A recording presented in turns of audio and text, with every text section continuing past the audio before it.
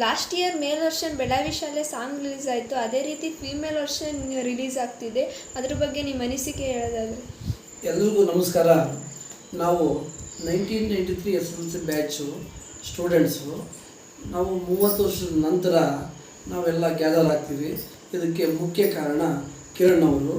ಕಿರಣ್ ಅವರ ಪ್ರಯತ್ನದಿಂದ ಎಲ್ಲ ಸ್ಟೂಡೆಂಟ್ಸು ನಾವು ಎಲ್ಲ ಜೊತೆಗೂಡಿ ನಾವೊಂದು ಗುರುವಂದನೆ ಕಾರ್ಯಕ್ರಮ ಮಾಡ್ತೀವಿ.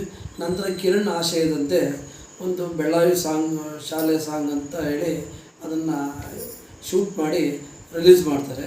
ರಿಲೀಸ್ ಮಾಡಿ ಅದು ಹೆಚ್ಚು ಯಶಸ್ವಿ ಆಗುತ್ತೆ.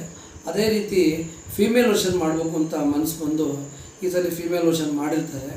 ಅದಕ್ಕೆ ಎಲ್ಲರೂ ಕೂಡ ಒಳ್ಳೆ ರೆಸ್ಪಾನ್ಸ್ ಕೊಟ್ಟು ಇದನ್ನು ಯಶಸ್ವಿಗೊಳಿಸ್ಬೇಕು. ಹಾಗೆ ನಾವು ಈ ಒಂದು ಫ್ರೆಂಡ್ಶಿಪ್ಪನ್ನು ಎಷ್ಟು ವರ್ಷ ಅದಕ್ಕೆ ಲಿಮಿಟ್ ಇಲ್ಲ, ನಮ್ಮ ಜೀವಿತ ಕೂಡ ಈ ಫ್ರೆಂಡ್ಶಿಪ್ಪನ್ನ ಮುಂದುವರ್ಸ್ಕೊಂಡು ಹೋಗಬೇಕು.